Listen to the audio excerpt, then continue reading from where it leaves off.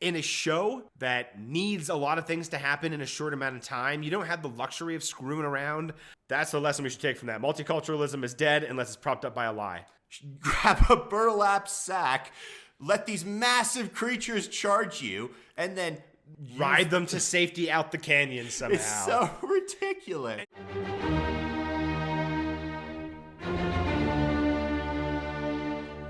All right, Earthlings, welcome back to the Thundering Dice channel with your boys, the Thundering Dice Brothers. And today we're coming at you with an episode that the internet dictated we watch. It is the worst rated episode of Avatar: The Last Airbender, Season 1, Episode 11, The Great Divide.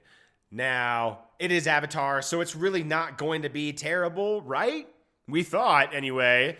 But actually, with a little bit of soul-searching and a little bit of critical thinking, we've decided that we know why it's actually so poorly rated.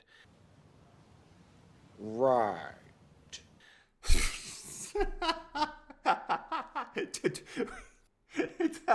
Oh my god.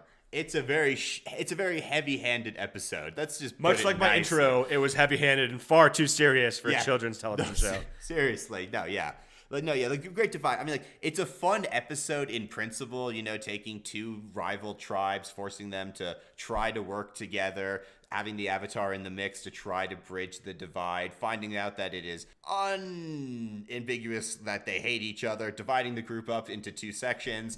Each brother and sister get a different version of the story. They say, you did this and you did that, in reference to Jinwei and Wei Jin. And then Aang's just like, Jesus fucking Christ, I can't fucking handle you guys. I'm going to go and chill out with the mountain guy that you all fucked over because you brought too much food. And then you get to the other side of the canyon and you have this epic battle that is a great demonstration how airbending is defensive and not offensive.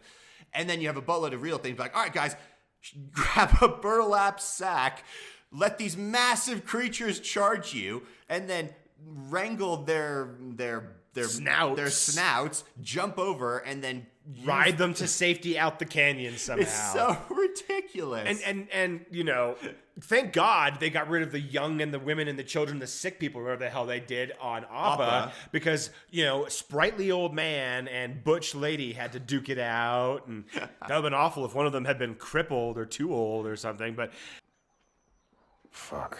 It's the morality of it is super heavy-handed. That's the thing, and I know it's a children's television program, so it doesn't need to be subtle, but no. It's also a filler episode in a lot of respects too, which is weird because in a show that needs a lot of things to happen in a short amount of time, you don't have the luxury of screwing around and having these weird lessons and like working together and multiculturalism and holding hands and together we're better, apart we're worse, and how you should listen to your tour guide when they tell you not to bring food. I won't become part of the food chain. Weird lessons. And ultimately, I think the lesson we actually learned from it was that multiculturalism is only possible if we prop it up with a lie at the end. What? Which seems like the wrong lesson to be teaching children, by the way. And I'm only saying that a little hyperbolically because in the end, Aang makes up a bullshit story about what the actual conflict is, how it's actually two children, and they just believe him and go happily about their days. So they would have happily kept killing each other if not for this lie. So clearly, that's the lesson we should take from that. Multiculturalism is dead unless it's propped up by a lie.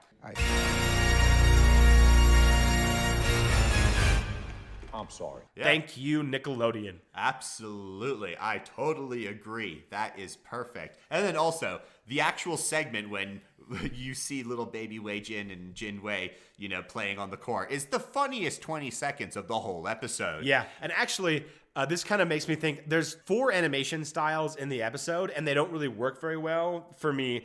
Telling the story differently is fine, but the story doesn't matter. And there's no way that anyone would ever start a 100-year feud off any of this stuff, nor would you probably even remember it, nor would you believe some Avatar child telling you that he was there and that he knew these people, and in fact your whole story was wrong and bullshit, and the entire foundation of your animosity is actually not founded, so you should just accept it and move on. None of this seems particularly plausible.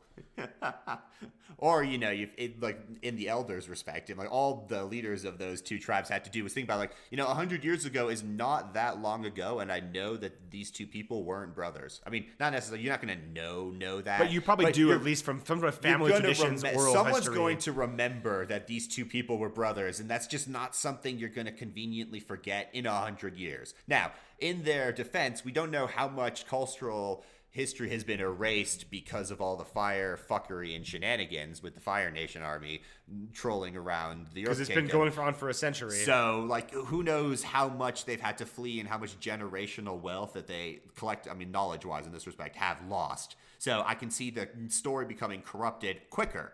But still, though, it is ridiculous. And they're all really bad leaders if they're so blinded that they will, just be like, okay, cool, bring food because other people are going to bring it. Somehow twist that logic around. That sounds like some weird, addict thinking almost, but it's just food, guys, and it's a day. Yeah, you can survive. And that they would never, ever have, none of them ever would have come to the conclusion that they should reconcile, that this is okay to, get over it. The Fire Nation is a bigger problem. Exactly. This is not a peaceful world. The Fire Nation is there. That's the constant threat. Old animosities are always going to be set aside. The Hatfields and the McCoys would get over their differences if fucking aliens decided to, if a boatload of Indians decided to storm the OK Corral. That type of shit that humanity will band together when it needs to do it. Those two people would be like, fuck it. I don't give a shit about the thing. Let's go kill these firebenders. And in proper Thundering Dice channel, we have managed to work ourselves up over a cartoon once again. Hallelujah! And with that being said, thank you so much for tuning in. If you like this video, like, comment, and subscribe down below. Tell us what you think. And we will see you guys on the next episode.